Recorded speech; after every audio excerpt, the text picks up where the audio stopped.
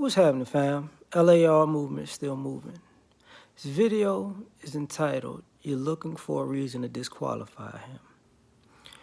There's a issue that goes on where when it comes to black men, you're trying to find a reason to disqualify whatever it is the guy did, the man did.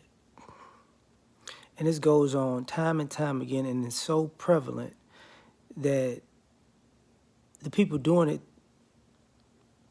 think it's normal. And what I mean by that is this. You want to disqualify Martin Luther King because you said he slept, he was unfaithful to Coretta with no evidence. You want to disqualify Malcolm X because of either his past or people coming up after the fact talking about he was homosexual, which wasn't true, but whatever, people are going to do whatever they need to do. And, you know, it's ways we can disqualify other prominent black male figures from their accomplishments because maybe they were just lucky, right place, right time. They're really not all of that, you know what I'm saying?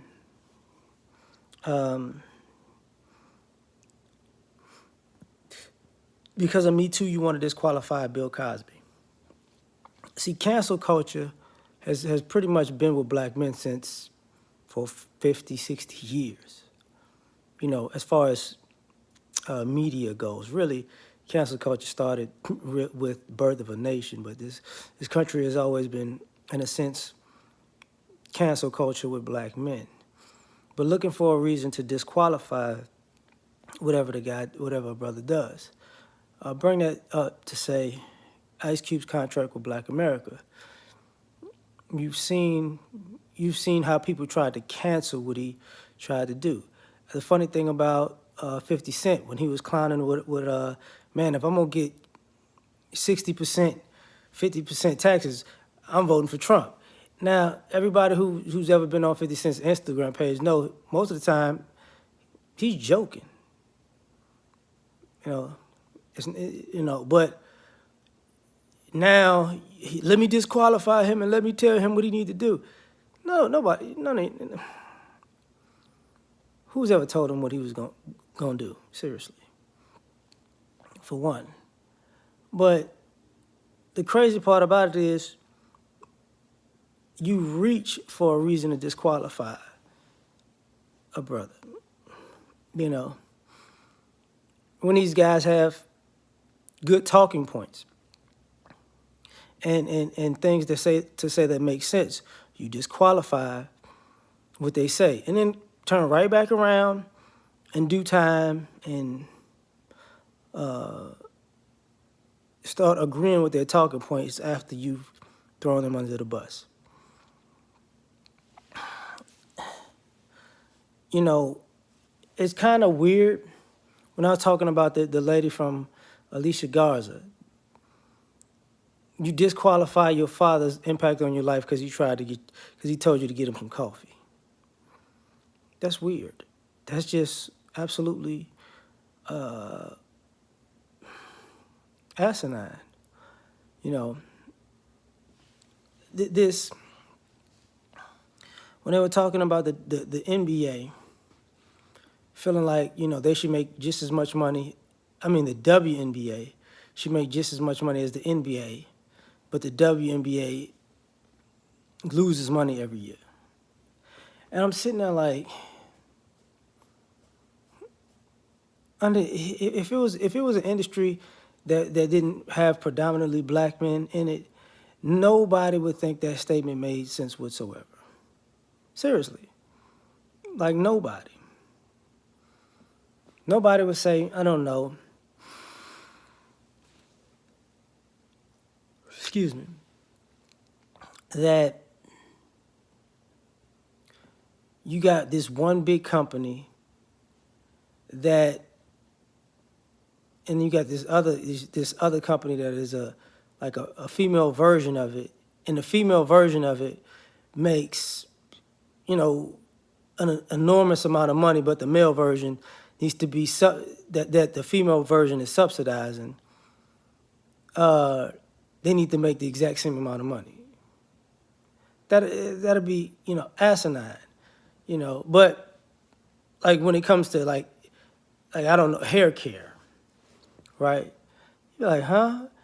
You know, so the weave company and the beard company need to make the same amount of money. So this idea that you got to disqualify brothers. And I started looking at this stuff, you know, when they had that whole campaign about you can't find a good man, that was to disqualify brothers. I remember doing a video years and years ago about, you know, there are 10 good men for every 100 black women. And I'll be like, you want to disqualify brothers. So you can be subpar, but you still in the good 100, but you have a laundry list of things that can disqualify the 100 men to say only 10 of them will be good. You know, sometimes I get these comments in my comment section. Most times I don't. But by random people I've never seen before, they've got to come in with some kind of shenanigans. And personally, I'll be like, I don't know you, you don't know me. So you just got to come with a trolling comment, insult, whatever. But if I saw you in real life, you would never say nothing like that. Never. Never. You know? But even being a troll, and there are times where say things that are factually true. You just can't take it coming from a person that looks like me. You just can't take it. You got to disqualify me, right? And what winds up happening is one of the things that struck a chord with me, even with the Ice Cube things, with I forgot the Fox Soul panel, is when he told the ladies, well, I mean, you could write something up. It seemed like they didn't want to. You know, they okay, I could see you blindsided because you thought he wasn't going to say that, but I don't see how, because he's told everybody if you wanted to add something to it, add something to it. But it seems like they didn't want to. Like, no, you do it so I could blame you, so I could discount you. You know? Because if you write the wrong thing, then I could say, see, you don't know what you're talking about. And for me, it's like, well, at some point, basically what's going to happen is if you keep trying to discount what these men say, or trying to, you know, push aside what these guys say and do, because you need a smear campaign to make them look wrong so you can look right, at some point, they're just not going to deal with you. And we're just going to see who's right and who's wrong by people putting their work on the table. And that doesn't bode well for people who like to discount brothers, because their job is to discount brothers. It's not to actually come up with a helpful, reasonable, practical solution. So that's going to put them on blast in the first place. So that's just my thoughts on this. Like, share, subscribe. Catch y'all on the next one. Peace.